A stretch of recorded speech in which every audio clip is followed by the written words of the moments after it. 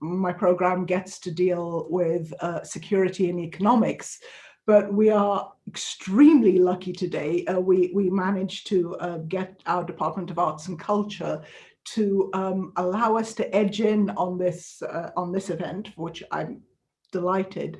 And we're really lucky this morning to have two really, really interesting people. First off, I'd like to introduce Raphael Cormack, who is an award-winning writer and translator and editor, but also has a PhD in Egyptian theatre and is currently at Columbia University. And he's written an extremely interesting book called Midnight in Cairo, also subtitled The Divas of the Roaring 20's, which we will discuss today. And also Maher Nabawi, who is a cultural journalist who started off in business, but has navigated towards music and culture, and whose work has appeared in The Guardian, The Africa Report, and who has a book out called 10 Cities and is working on a new one. So thank you for joining us. And I'm going to kick off by asking Raphael, of all the things that you could have written about, why this book? Why about the divas of the 20's? Yeah, thanks a lot for asking. So yeah, as you said, in the early 2010s, I was doing my PhD, which was actually on Arabic theatrical adaptations and translations of Sophocles' Oedipus. So I was in Egypt sort of doing all of the research for that. And over the course of that, I found the hundreds of kind of sources in the entertainment magazines of the 20's and 30's and the memoirs of actors and actresses. And I sort of revealed this, unknown to me, although not to a lot of people, time in the 20's and 30's in Cairo, when all this incredible stuff was going on in downtown theaters, cabarets, the birth of cinema, singing, dancing, and everything. I got sort of really addicted to reading about it, to tracking down the strange anecdotes, and really just trying to sort of immerse myself in that whole world. I mean, that's how I really kind of got into it. And as I kept reading, the stories of women really jumped out at me. I mean, so some of the most prominent that I sort of feature in the book are starting with Shafiq al-Mahdiyya, but then there's Mounira al-Mahdiyya, Rosa Yusuf, Fatma Rushdie, Kalthoum, Badiya Masabni, and so on and so forth. It's just, you can't move without seeing all of these amazing stories. And you're kind of often told when writing about history before, about the Second World War, really anywhere, that women's history is very hard to find and you have to dig and be quite creative to uncover stories. But, reading through all these journals of things, they're really inescapable. And as I found all this stuff, I guess I was looking around for more books to read about it. And there are books in Arabic, of course, and some in French, but I didn't really find any in English, or at least no sort of recent ones. And so I tried to just weave together all these stories in a book and try and get a sense really of what it would be like to be there in the 20's and 30's through the viewpoints of all of these women. And, in doing so, I think I wanted to try and tell a different story of Egypt to one that, we're often shown in Western bookshops. You go into and you don't see this kind of big cultural histories, which I think are very important to Egyptians, but they don't get told that often. And, a different history of kind of Egyptian feminism, not kind of done in literary nedwas and higher circles, but a feminism that was going on in cabarets and on stages. These women, I hesitated for a while at first to call all of these women feminists, because they didn't really use the term of themselves, but by the end, I mean I think you definitely can. And I mean, just to tell one short instance of that, I mean, we have the most striking story, or the clearest cut story, is that of Rosa Youssef, who I think people know now as a magazine editor and journalist. Obviously, Rosa Youssef, the newspaper, is still going. But if you dig into her life, you have this amazing story of a woman who turned up in Cairo as a child with basically nothing by herself, but managed to go up through the stage. Had early jobs as an actress, and then got bigger jobs as an actress. Was attacked quite a lot in the press for various reasons, not for not always being kind of proper. But then decided to start her own newspaper, seize the means of production, as it were, and be able to write stories about herself. So I sort of found all of these incredible stories about how you can kind of start with nothing, and then through this world of cabarets, really make a mark for yourself, which is unavoidable if you're reading about it. Though, and maybe we should discuss this a bit later, it's not always a very rosy picture. I mean, I don't think this was a feminist paradise, the worlds of the cabarets. So a lot of people were objectified and exploited and everything else, but that's maybe a point to discuss later. Yeah, so I'd always been interested in the period of the Roaring 20s. I think it's fascinating, this kind of really newly international period. People are moving around, lots of new ideas. And I kind of wanted to write Egypt into that history too, and give the Egyptian view on all of that. So that's the sort of my first reasons for writing the book, and then trying to string all these stories together into a sort of that kind of narrative. So that raises a lot of questions. I'm a little unsure as to which ones to tackle first. I think one of the questions which we may raise, and which perhaps you and Maha can tackle, is what's a feminist? I mean, for me, the story of any woman who is going to buck an ever-present patriarchy and slash her own way through life, really ought to be described as a feminist. But I'm not here to discuss my opinion. I'm just curious. But I'll come back to you in a minute to ask whether it was a tough sell selling this this period, and whether it was difficult to do it without the Orientalist tinge that permeates so much of the work on Egypt. But before that, Maha was nodding her head as you were saying something. So I'm going to get back to her. You pointed out that perhaps that this wasn't always a particularly rosy story. Maha, you read the book. Can I get some of your impressions perhaps on, kick off with that question, but then move on to others you thought pertinent as well? Yeah, I think like Raphael said, there unless you're really pursuing these subjects, be it you're a cultural reporter, a PhD, and a researcher, you don't hear much about these stories of Mounira al-Mahdiyya. Of course, we always hear about Oum Kalthoum and the Great Four, but you don't hear much about Mounira al-Mahdiyya, about Fatma. I even learned about some new characters, Badia and the casino in which she ran, and deeper stories about karaoke. And so I thought that this was really nice, because in Arabic you do have some kind of narratives of these sort, but in English there's really few and far between. And I think that there's a general unearthing of these protagonists in general, and I'll get to that a little bit later when we go into more of how this might relate to the contemporary landscape.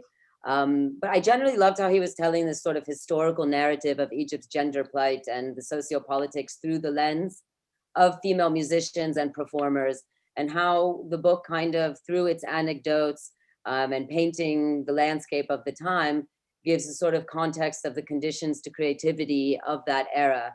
And also how, when you read the title of the book, you might think that it's going to be a sort of nostalgic pursuit. And while the 20s always has a sense of nostalgia with it, I think Raphael does a really nice job of not digging too much into the nostalgia of these were better times, or like we say in Arabic, ayyam zaman, and these things. So I thought he had a good balance of kind of painting the scene of that moment without trying to claim it as a better time, and particularly through the lens of feminism. Yeah, so I thought I really loved hearing about how, you know, certain aspects of Mounira al-Mahdiyya, things I didn't know about how she took on male roles to take on lead roles. And that was something that, you know, was pretty unheard of here. And, you know, he gives other examples. So I really loved these sort of unearthings of certain moments and putting these women into the spotlight. Thank you so much. I'm going to come back to something that you just mentioned about Mounira al-Mahdiyya in a bit, but I'm going to jump to Raphael to ask something first, to ask really two things. One was, you know, Maha mentioned gender plight, and you were very, very careful to say it was not always rosy. And if you read the book, it's life is miserable for some of these women until they, you know, until they manage to beat their way to the front, and sometimes not always then, because you do have a bit of a dichotomy there, where we find women who had fought so hard for women's freedoms, like Huda Sha'rawi, perhaps denying other women that freedom under different circumstances. So perhaps you could maybe discuss that a bit before I'll ask another question, but maybe that. Yeah, I mean, that's a lot to talk about there. I mean, as your sort of first point, yeah, I think a lot of the stories that we hear now and that we can get to are because are stories of people who really made it, and, you know, who could write their own memoirs looking back at the period and through success. So I think there's a lot of, you know, there's just a lot of stories that we don't hear anything about, which will be even more sort of tragic. You know, women who come perhaps from, you know, Eastern Europe or from elsewhere in Egypt and turn up in downtown Cairo and just never make it and get, you know, I think a lot of people, there was, I mean, downtown Cairo was also, as Bakeya was also the red light area. And there's, you know, there's all of that going on in the background of the performance scene, particularly for people who don't make it. And you know, there's exploitation everywhere of both stars, but more probably of people who don't make it. But to get back to the question of whether we can call them feminists and how this interacts with the broader history of Egyptian feminism.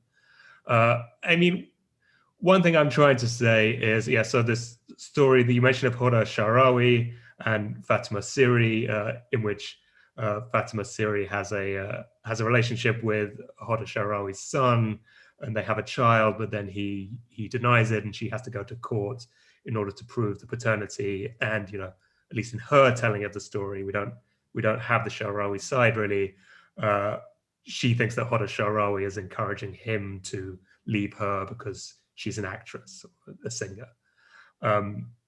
So it gives, yeah, what it does just give is another angle on the history of Egyptian feminism, which is what I'm trying to do. And I'm not attempting, you know, to put the knife into Huda Sha'rawi and say, oh, you're not really a feminist. You know, I think I make it clear that that's not true. But just to say, there are other stories of Egyptian feminism that are going on at the same time from people from different classes.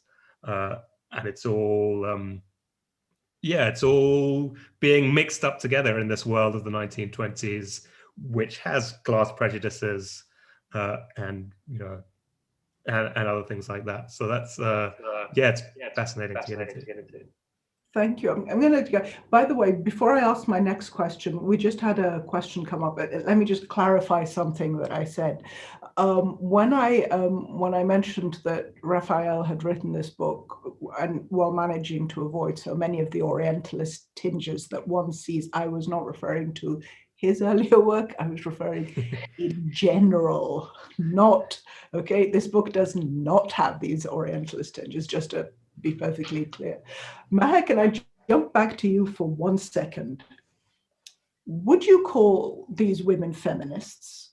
Under what criteria? And if we're going to carry that thread along, do you see parallels in the way perhaps that these women were treated in the 20s, do you see similar constraints on freedom of expression, whether it's artistic or sexual or really in any forms that we perhaps see now? Are there similar infringements on artistic expression now? Has there been a development? I mean, I think, of course, when we think of feminism, we think of the advocacy of women's rights and the basis of, establishing more egalitarian contexts, laws, and social contracts. But I'm also of the school of that, the personal is political. And I think that by putting your personal self on stage in a performance spotlight, it is a political act. And even if your music isn't political, I think particularly that is particularly true in the landscape of a country like Egypt that doesn't have that progressive of gender social context or even laws.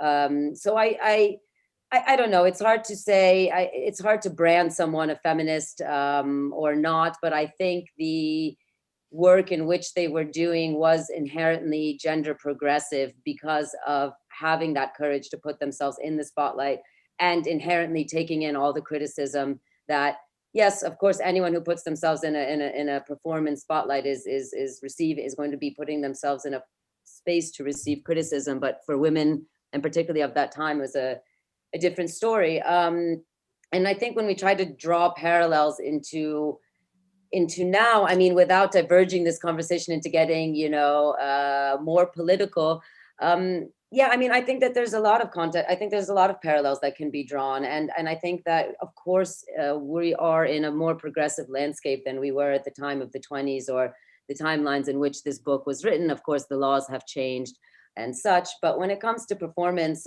or let's say freedom of speech for women, it is much more limited than that for men. And the expectations are still there. And I think we don't need to look further than what happened with the TikTok girls. I don't know if you guys know this story, but basically there was many girls who were sort of just influencers on TikTok. Nothing they were doing was sexualized. They were just, being young Gen Z kids on TikTok with a big following. And about 8 of them were arrested for simply being in this way. And I think we find this, that's something a bit on the more extreme end. And then, on the more milder end, you still have, even the representation of women being a huge issue in not just Egypt, but across the globe. So I think, yeah, there's a lot of parallels that can be drawn. And I think, it is because of many of these women and, that gender has gotten more, that the representation of gender has gotten more progressive, but it still has a long way to go. And I don't just mean in Egypt, I mean globally, and I have very particular examples in that we can discuss a bit later. Yeah, right. If I could just say also something about, I mean, I didn't really in any place make these specific parallels with the modern world, but I think they're there to be made, and as you say, Maha, to be made anywhere, including Egypt. And it's striking how similar the stories of how actresses and singers are treated in the 20s in Cairo are to how they're treated in the 20s in Berlin or in the 2000s in Berlin or London or Cairo and all of that stuff. So yeah, I mean, I didn't draw any specific parallels just because I thought they were, left that for the reader to draw. And one last thing on just whether to call these women feminists. I mean, perhaps also I agree with Maha that maybe a label doesn't really matter. Maybe just progressive is a better word. And like I think if push came to shove, I would, for the reasons that we've discussed. That they're really pushing boundaries. They're pushing against the patriarchy, basically. But if you wanted to argue against that, they were not arguing for big structural changes or things like that. I suppose that would be the argument that you would say that, if you wanted to say, no, you're not a feminist, I think that would have to be the only kind of route that you went down. You'd have to say, oh, well, they're not really trying to change the system, in the same way. Like I say, I didn't come to that conclusion in the end, but I think that's the only one that you get? Well, I think I did, having read the book. I mean, I think I did. I think big structural changes follow on small incremental changes. I think it's we're not likely to get massive changes just out of nowhere. But let me come back to that. I mean, because we've spoken about the politics a few times, so let me come back to the politics. About a third of the way through the book, you do present these stories against a political background, the politics of the time, the British occupation, if you like. There are a couple of quotes that I want to read out that I think are striking in perhaps more modern day parallels. There's a couple that I particularly like. I mean, one by I think a British officer says, anyone who understands Orientals, will understand how inflammable the crowd is and how mass hysteria can easily, take over.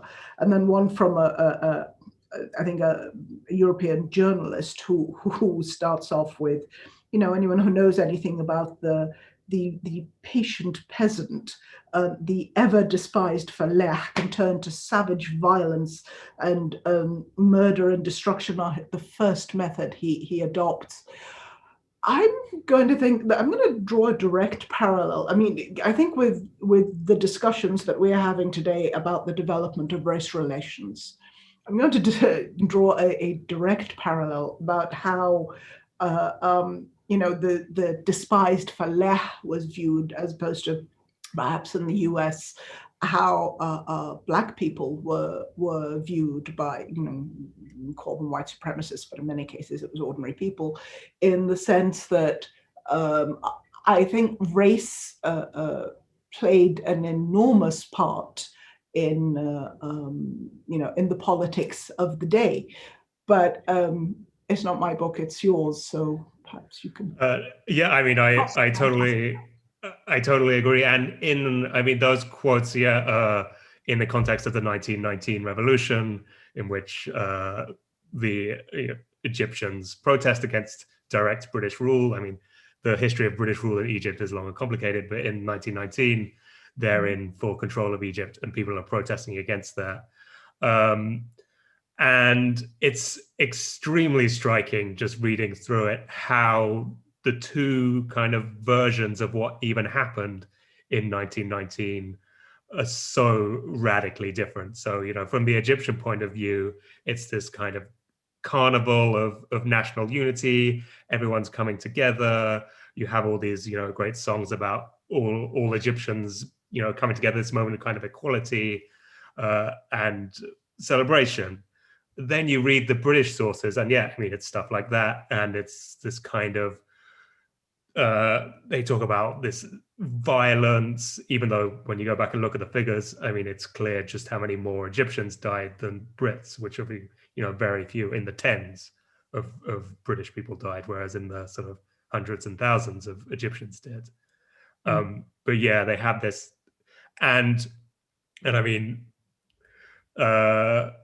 Hussein Omar, for instance, the historian who works more on 1919 than me, I'm not really a real expert in the period, has drawn a parallel between Woodrow Wilson's kind of white supremacy in America and then the white supremacy of the kind of post-First World War Versailles order, which saw, certain people's not being ready for government and all of that stuff. I think it's extremely racially tinged. Should we just say racist perhaps through the whole thing? And when reading through the sources, it's striking how much that colors accounts of the period. Thank you. So while we're talking about this, there was a question from the audience that said, they were wondering, what was it that you thought, what was it about the 20s that allowed this kind of nightlife or cultural development? In a time where arguably, it's freer now, it's more developed, it's more global, but it appears to have been significantly more quote unquote cosmopolitan perhaps at the time. So perhaps what was it about the time or the era that you think allowed this particular type of nightlife to flourish? It's it's the $1,000,000 question, of which there are sort of several answers to it. I mean, I think one, in my view, is partly just this post-1919 revolution sense of opportunity. I mean, as I was saying before, I think in Egyptian national imaginary, this moment in 1919 was a great kind of cultural wellspring, and in the years after it, people were really invested in making new things. There's all these new plays, all these new singers coming of age. But I mean, I think it can't only be that. There's also sort of larger structural reasons, probably. For instance, lots of different people coming from all around the world to Cairo, and that really seems to take off after the First World War, perhaps for reasons of easy movement. Also, Europe is sort of devastated, and people are coming to Cairo from there to try and make it big. And Cairo is really a booming town, so there's a lot of custom. I think that's another big reason.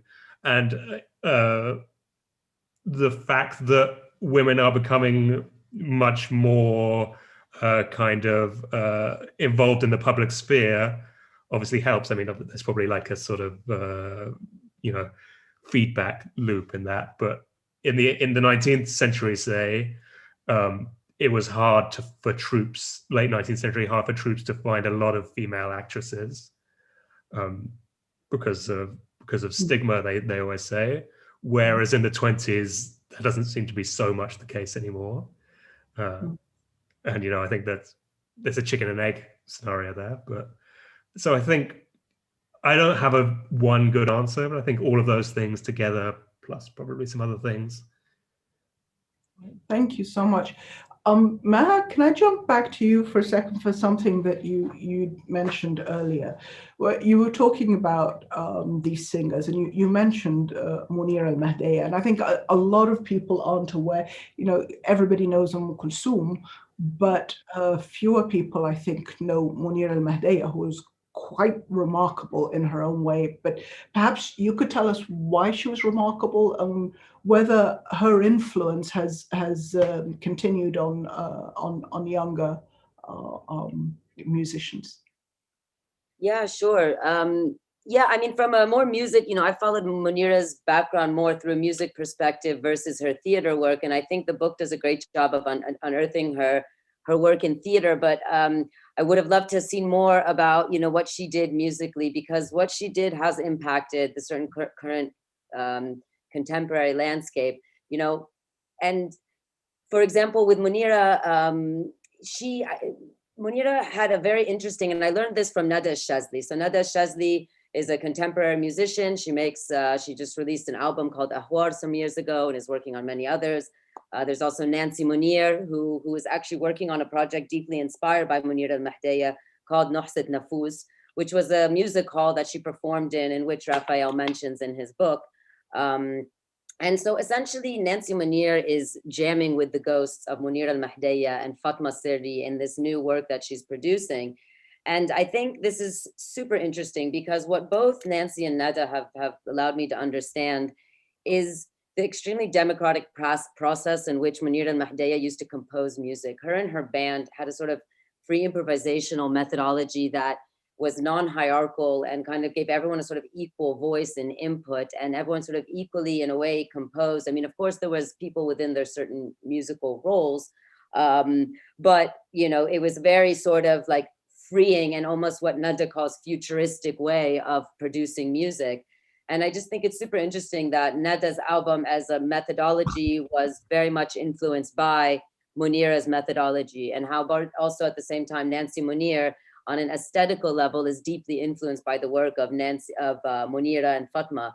And I think this would have made for a much less entertaining book, but I would say one of my few pieces of criticism in the book is that I think some of the genius of Mounira and Fatma and the many other women mentioned in here, some of their genius got a little bit lost in the anecdotes, because I think there could have been more excavation of the aesthetics and the technicalities and the creative process in which these women really worked through. And I find this often happens when representing women, and you can see it actually even like on a much larger scale in the case of the Amy Winehouse documentary or the Nina Simone documentary, and where we learn more about their madness, about their relationships, their horrible relationships with the men in their lives, about them being pitted, women being pitted against each other. And I think that, you know, this is always a difficult line when representing women about which side of their story to tell. And I think because Raphael comes from a theater background, we see a lot more discussions of the aesthetics in the theater work. But would have loved to see a bit more of it in the musical work as well. But I think what this book did really had my mind racing about was, and I don't know, Raphael, if you intended this or not, or if you also thought about this along the way, but sort of this idea of like where classism begins and ends and where feminism begins and ends. And I'm often confused about this, even in my contemporary writing, about how classism somehow always stomps feminism. And I think that in a way we can really see this in the stories of Mounira versus Oum Kalthoum. Now, they might have come from similar economic backgrounds. I'm not exactly sure. Maybe Raphael could tell me a bit more. But when it comes to their social constructs in which they came out of, Oum Kalthoum was the daughter of a sheikh, of a very well-respected sheikh, and had a very sort of structured way towards getting towards her success. She was a genius, she's extremely talented, very smart, very business, very political. But she also succeeded because of her willingness to align with the nationalist movement and to almost be a musical mouthpiece for the nationalist movement, where Mounira was doing more of her own thing. You know, she wasn't willing to be a sort of mouthpiece for the state and was singing songs that many people considered to be vulgar or low class. And it's still criticism we hear until today, or even we heard in the time of Ahmed Adawiyya when he first came out. He's creating this vulgar, shabby music, low class, shabby music. You hear the same narrative about Mahraganat when it came out. These kids are singing about low class, vulgar music.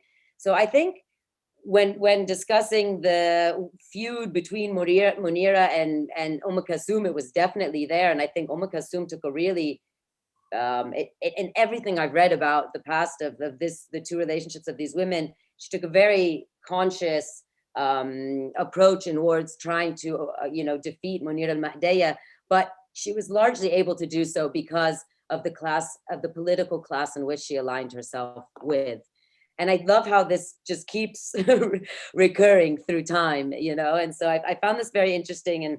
And like I said, I'd love to hear from Raphael if this pairing between feminism and classism was something he struggled with, or also found to be, or struggles with as a writer. Where does one begin? Where does the other end?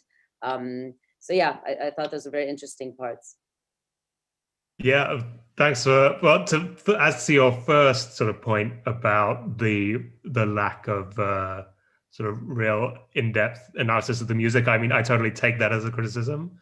I would like to do more, or I would also like to read more, because as you say, I mean, I come from a much more theatrical background, and in Egypt at that time, it's very hard to separate music and theater and cinema totally. But yeah, my first step in is theater, and I probably don't have the really technical ability to analyze the music as well as I could. So I mean, hopefully someone else is going to do that, because I'd really love to read it. And as of this point of class, yeah, I totally agree. I mean, the clearest case is Mounira and Kalthoum. Mounira, who not only has a slightly different class position because, and I think mainly because her father died when she was young. And I mean, it's really striking throughout the book how many of these women's fathers died when they were just children. I'm thinking now, and I think almost all of them except Kalthoum, basically.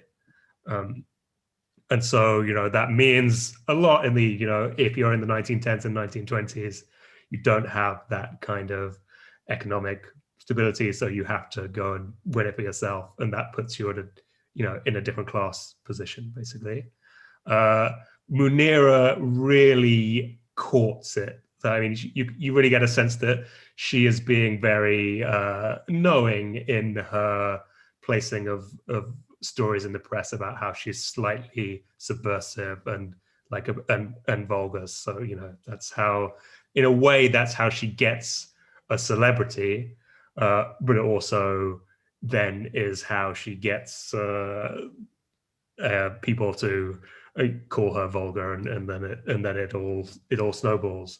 Whereas Kalthoum is just much more reserved in general. I mean, there definitely are class aspects in there. I think it's not all only class, but there's definitely a class dimension to it, and a class dimension to all of them. And this whole, I mean, in the book, the kind of the press is a real character, and in the way they sort of represent a voice of kind of bourgeois nationalist respectability in a certain way, and that's kind of more what I see the women all pushing against, or most of the women featured in this book are pushing against, that kind of wall of the press, quote unquote, or, you know, playing with it in certain ways.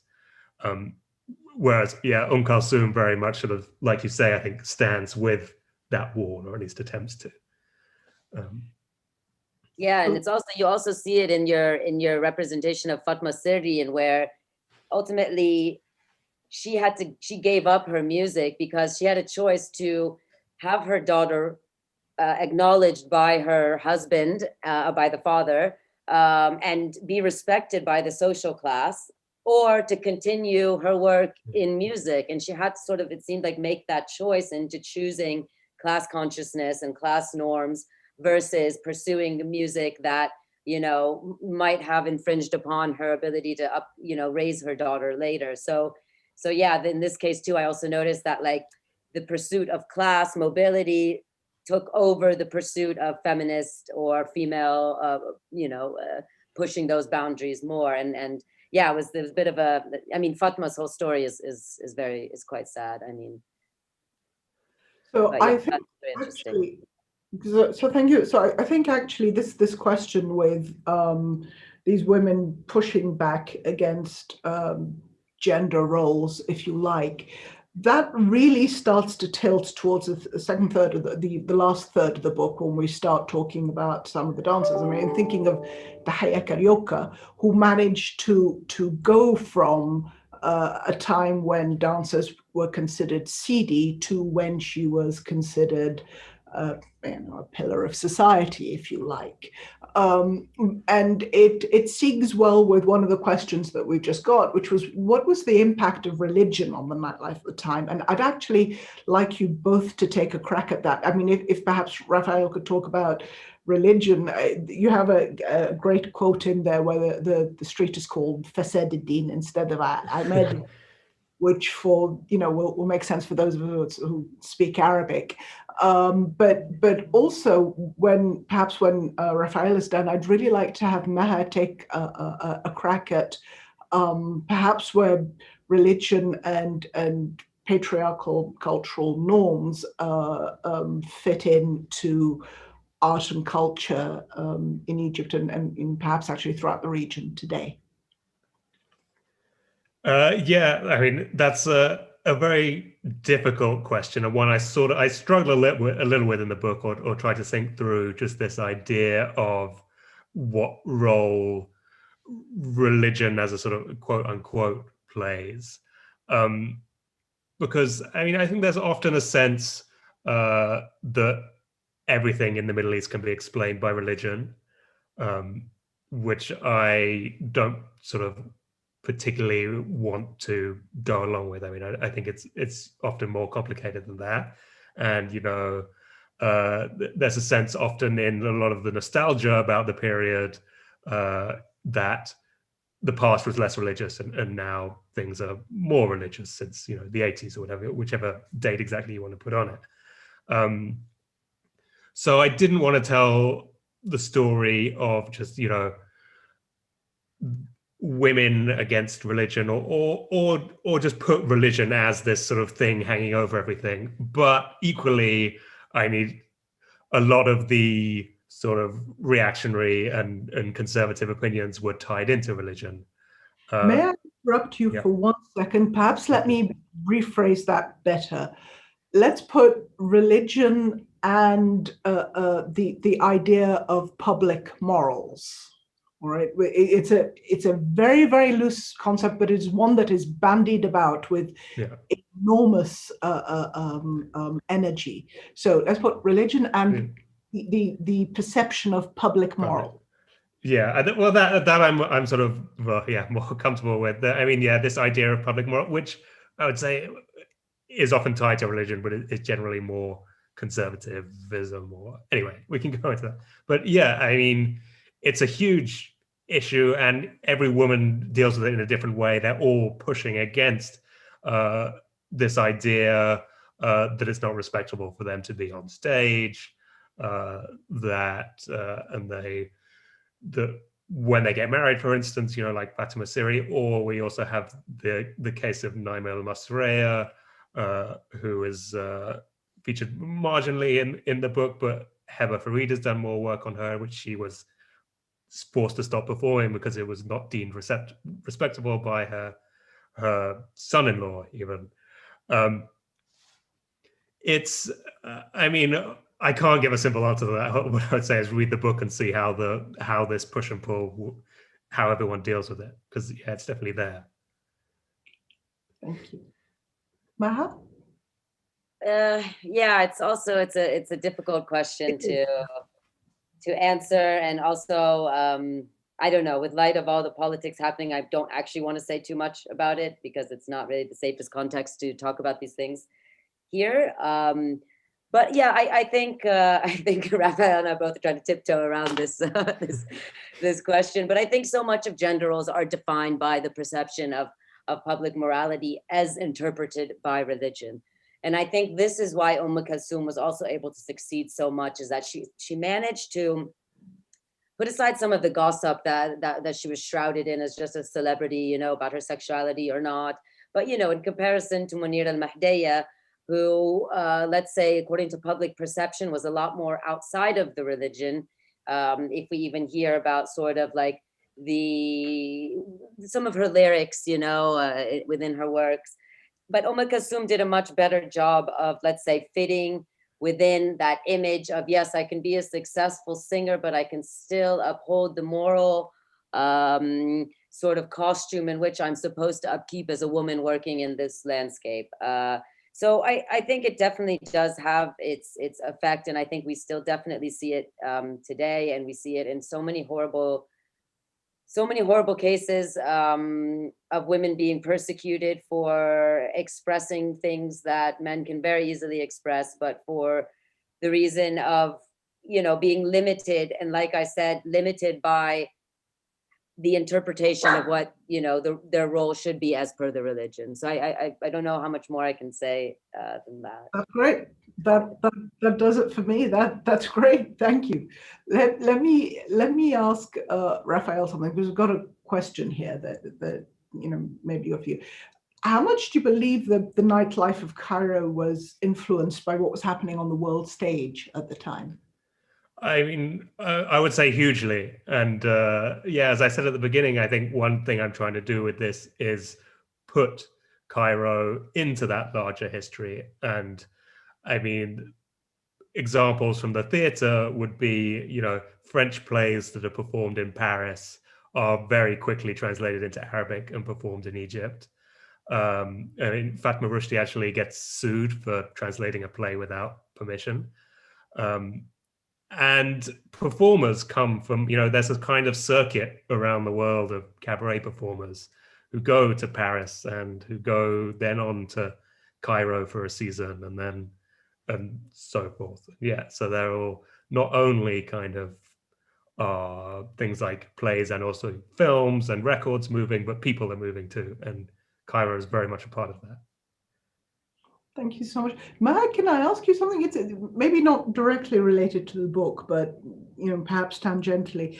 How difficult is it, or how prevalent is it to, for a local artist to be able to relate to global developments while maintaining local identity and relevance? Well, I mean, you have, it's a topic that goes on, a lot here. And particularly you saw right after the revolution when there was this sort of outpour of new music and let's say, music responding to the revolution, or even music that wasn't responding to the revolution, but managed to, let's say, work through this fusion ideology where it was very relatable to a Western audience. And so you saw a lot of people getting booked post-rev, in a way to represent voices of the revolution. And then meanwhile, you had a camp here that was very against this sort of style of production or PR. But as time has gone by, I think good musicians just managed to break through, and that's about it. And even when you look at something like Mahraganat, when this music is performed abroad, and in the years before COVID, you have someone like Sadat, who through Mahmoud Rifat in 100 Copies, was touring all through Europe and all through English speaking or non-Arabic speaking countries, and was managing to garner a huge audience, even though the audience couldn't understand what he was doing. And that's because his music on a sonic level still was relatable to a Western audience. And to the point where now, you're hearing how Arabic rap is impacting, like when you're looking at the scene from Maghreb, from Morocco, you're seeing how Arabic rap is now influencing pop and pop rap in France. You're seeing how Mahraganat is influencing different rap styles and how it's merging with trap in a way that is starting to influence producers from all over the world. So I think good new music that has some element of newness in it, is always going to find a way to break through. Whether it does that in the artist's lifetime or afterwards is another story that deals with many other factors. So how important are financial considerations, in the sense that, I think with Mahraganat, a lot of people may be listening to it on the phone, but there is, of course, it's difficult to get it released commercially. How big a role do commercial issues play here? Well, I think, for touring, two issues come into play. Yes, can you finance that tour, and can you get the visas to perform that tour? And obviously for young Muslim Arab men, it is a very difficult, I think it's one of the one areas where men might have it more difficult than women, is getting visas to be able to perform abroad or to be able to go abroad in general. Obviously, if you are a wealthy Arab male man, that might make it a little bit easier, but visas are so difficult in general, across the board. So I think what Mahraganat has done that is so interesting. And I have a lot of issues with Mahraganat from the female perspective because of the misogyny that can be found within it, much like hip hop and as well globally, and the lack of female performers in it. But that said, I'm also a big champion of Mahraganat for the economy in which it has built and the economy in which it has disrupted. It has basically disrupted the entire pop music landscape. And now all the pop stars in Egypt, let's say, are copying or producing with Mahraganat artists. And they've created their own economy through YouTube, they're killing it on the streaming services, be it YouTube, be it like leading releases on Apple, on Spotify, on Anghami. And through entities like 100 Copies, and Mahmoud Rifat's work with the Mahraganat scene, he's managed to get them Sony distribution deals. So these guys have managed to build an economy around the work in which they do. And that's why you're seeing a sustainability in their work and not just this passing trend that most people thought it would be. But I think because of the economics that they've been able to establish around their scene, it's allowing it to permeate pop culture at large and sustain. Thank you. That kicks off into, okay. Can I just jump off that to say, in my view, the economics of music making are so crucial always. I think to be able to actually, if someone can make money off it, that's the way that music scene can continue. And I mean, this was, if we want to bring it back to the 20s and 30s, this was true for the women in this book. So, I mean, Mounira al-Mahdiyya made her own money, which gave her enough money even to divorce her husband, because he was insisting that she pay him in order to divorce. So she did. But al-Mahdiyya was obsessed with having financial control, because it's always so important in these kind of particular sort of an independent music scene that you can keep making money out of it. So how do you think many of these women managed to break free? I mean, because again, the kind of financial control that you're both talking about really is when you jump from a small specific audience to a larger audience. So as far as your book is concerned, Raphael, how do you think these women managed to break out of the confines of nightclubs, which, you know, gave you limited fame and fortune, to greater fame and fortune? Well, yeah, became a household name. She still is. In High Karaoke is a household name. Kalthoum is, again, as Meha pointed out, slightly different, but still with these women that we're talking about, they became household names. I mean, technology is probably the big driver in that respect. So in the 20s and maybe even the 10s, 78 Records, being able to cut those deals, and Oum Kalthoum, who, you know, we might be a little uncomfortable with how close she is to sort of respectability, but also her career is a real example of financial independence and creative independence. I mean, she's incredible, probably better than anyone else at really maintaining control over her career. She makes huge amounts of money from records. And then by the time you get to the 30s, people are making enormous amounts of money from film too. So Oum Kalthoum makes some. Taher Karaoke obviously makes some big films. So yeah, people still manage to make pretty good money in the cabarets, Mounira al-Mahdiyya, because she's probably controlled. But to go up to the next level, you need to get into records and film, and people who are better at doing that and better at controlling what they get from it. You know, Kalthoum really gets herself good record deals. They're the ones who can really keep sustaining it. Okay, perfect. There's an interesting question here, I think, for you. You mentioned in your book the success of some African-American artists and performers in Egypt at the time. Were there also Afro-Egyptian artists who were able to make a success during the time, or were they blocked by ideas of race and class, which you actually go into in the first third of the book? I mean, it's a good question. Yeah, as you say, there are loads of African-American musicians come. There's one particularly good jazz duo, who sent a lot of letters back and there to the Chicago Defender, and you can read all of them, and it's fascinating stories. As for kind of Afro-Egyptians, in the 20s and 30s, they exist on the stage. I mean, there's this one woman who I've seen a biography of called Aida al-Habashiyya, who has a very short sort of biographical notice. I don't know exactly where she's from, but you know, probably Sudan or Ethiopia, and she is making it as an actress and singer in Alexandria in the 20s, but then kind of falls off the radar.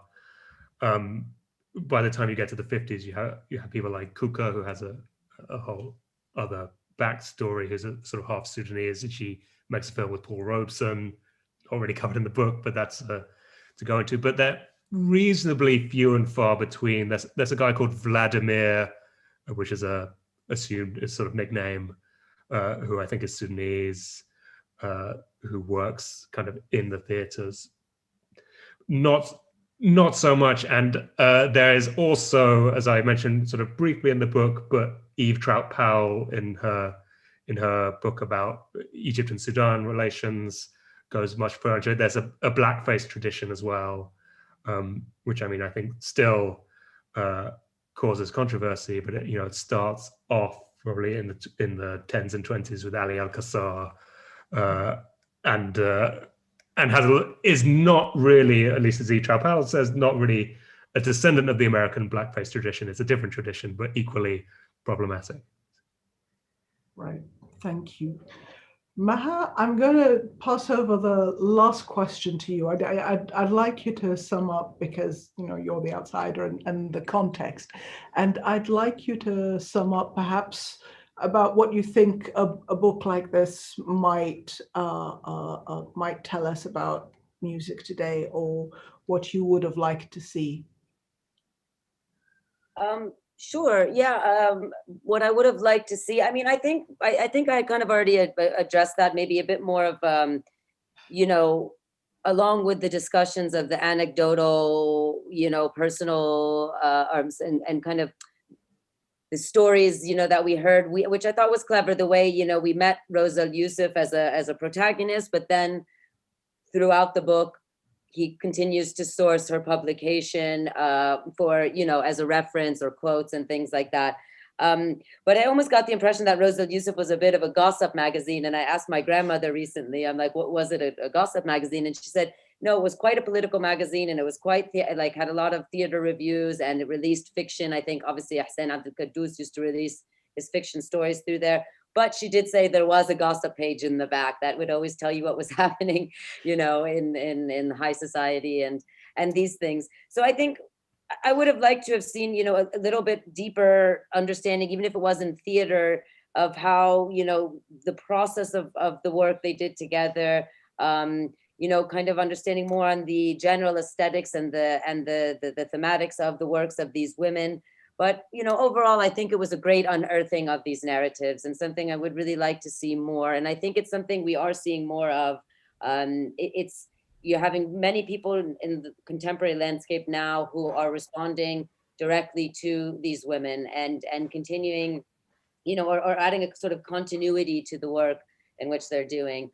So I think that that's really exciting. And it's sort of, capitalism has this way, without getting too far on that topic, of sort of oppressing narratives from the past. And I think that this book, along with many other people who are trying to unearth these stories that have been totally erased, is a sort of really nice way to, go beyond nostalgia and try to understand and create new contexts for understanding our contemporary landscape through this far off past. So I think the book really succeeds in that. And I'd really like to see more of these iterations of this time period. I think people are really interested in the 20s and interested in hearing about these women's and men's story, but just hearing these stories from that period. Right. And there was another question, which I forgot. Maha, thank you so much. I'd actually like to thank both of you for really, certainly for me, a really, really interesting conversation. So, anyone watching, there is a link up where you can get a copy of this book. I recommend you do, and I also recommend that you check out Maha's 10 Cities, and we will be keeping an eye out for your new book, which should arrive this year, and then we'll be doing this with you. We'll be grilling you next year when your new book comes out. All right? Yes, I expect Raphael to be there as well. Yeah. Yes, we'll ask Raphael to come back and grill you about your book, and I'm really looking forward to it. Thank you both so much for giving us your time for this excellent discussion, and thanks to everybody for watching. For anybody who thinks that someone might have missed this event, it will go up on the website afterwards, so there will be a recording of it. And thank you to everybody, and have a great day or a great evening wherever you are, and we'll see you again soon. Thank you. Thank you.